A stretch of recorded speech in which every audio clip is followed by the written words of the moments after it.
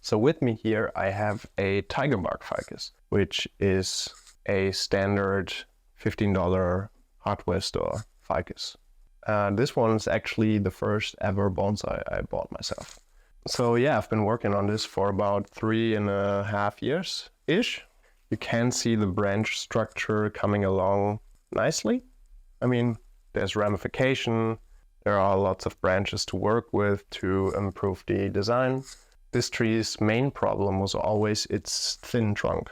So in the past, I've tried to mitigate that by trying to graft on different little cuttings that I rooted and then try to put on the tree. There's one here.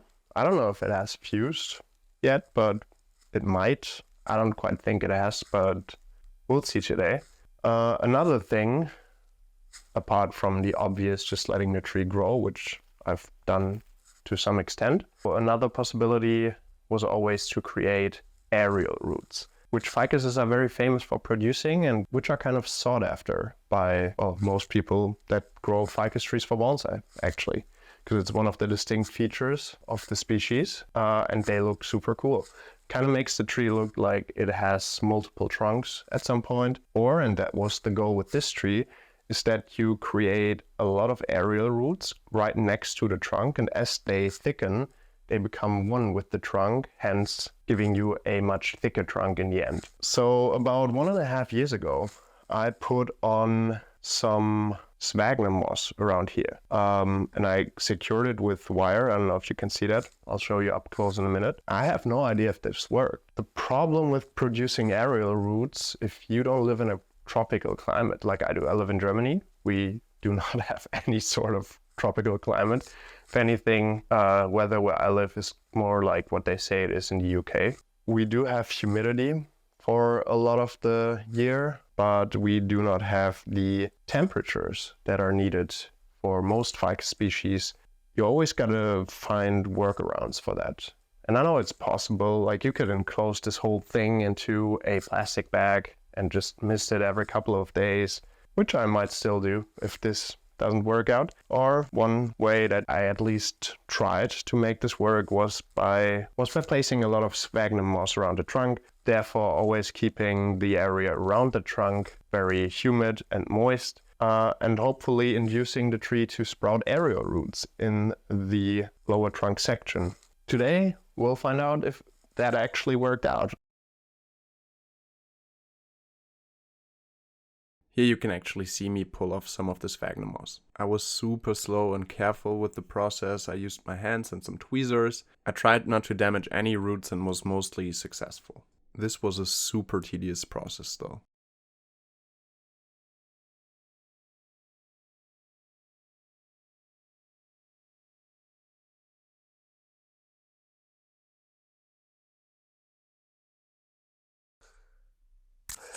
Alright, I skipped to the end now because, freeing this took me well over an hour, which, I'm not gonna lie, was one of the most tedious processes I have ever had to do in bonsai so far. So, yeah, I mean, you can see though that it worked. All of these roots here, all of these small things, I mean, there's still some sphagnum moss on here, but those are all roots. So I definitely had some. Unfortunately, I didn't get any higher up the trunk than this one here. So this, to me, is the most important root to keep. It's got some decent thickness on it though, so I think that'll work out fine. It's already in the ground, so yeah, this will definitely work. For all of these though, as you can see, some of them haven't quite reached the ground yet. I will have to cover all this up with plastic or something of the sort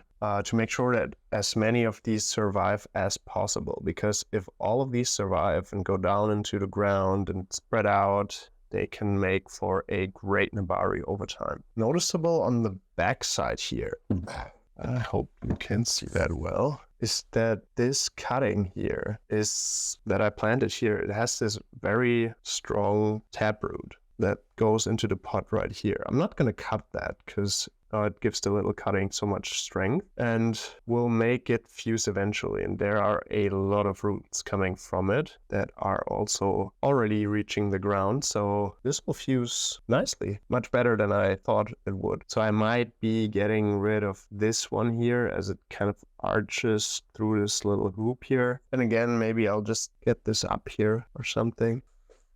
All right, so all in all, this worked out much better than I had anticipated.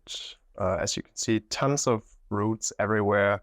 For now, I'll try to keep all of these alive, and then once they've matured a little bit, I'll try again to get some up here, because you can see there is some small bit of inverse taper right here, and a nice aerial root in this position right here could really mitigate that in the long term. But as you can see, we have roots all around. The cutting has rooted pretty strongly as well, so I'm pretty sure this will fuse within the next 1 or 2 years if left relatively untouched. And this might actually become a nice low-end branch at some point. If you haven't picked that up from the video so far, I might have angrily exclaimed it at some point, it was extremely tedious to get all of the sphagnum moss out of here without damaging the roots. I'm pretty sure I damaged some in the process because there were so many, and at some point it's very hard to see what's sphagnum moss and what is root. So yeah, I mean, getting all of this out carefully, even with the little pincer, took me, I'd say, a good 90 minutes.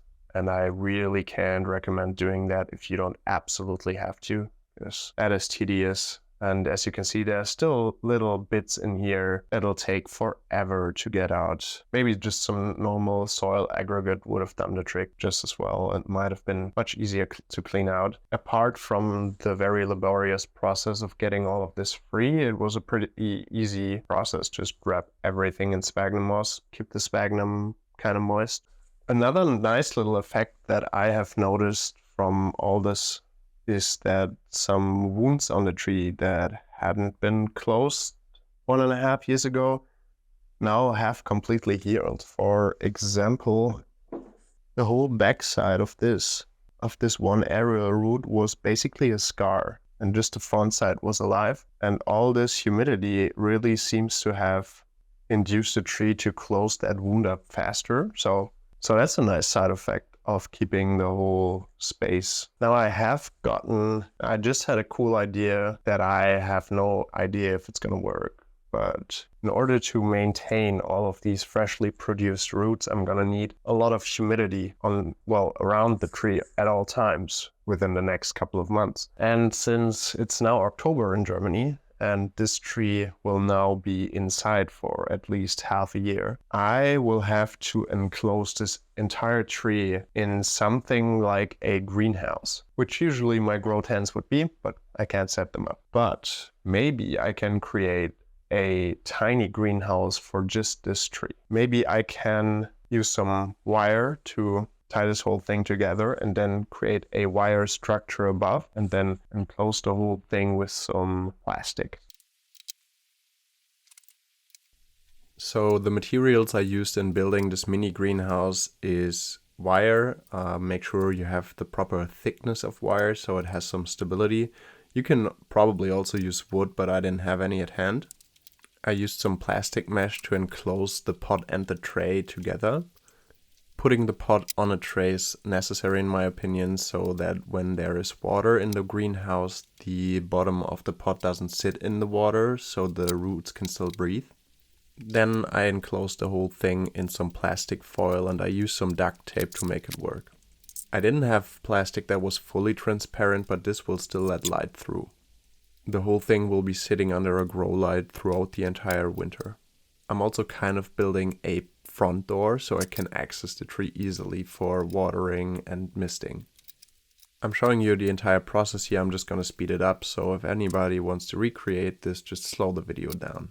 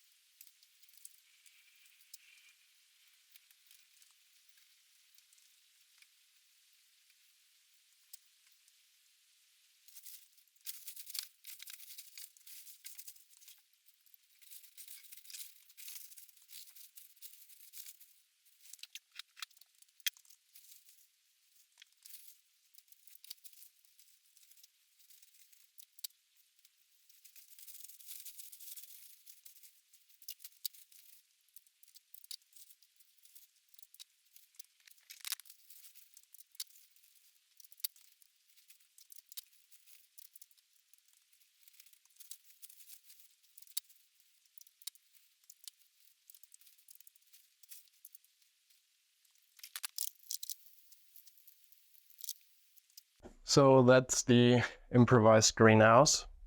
As you can see, it's not the most stable thing, it's not the prettiest thing, but I reckon it'll get the tree through the winter, and hopefully it'll maintain as many of the aerial roots that I have worked so hard to get on the tree so far.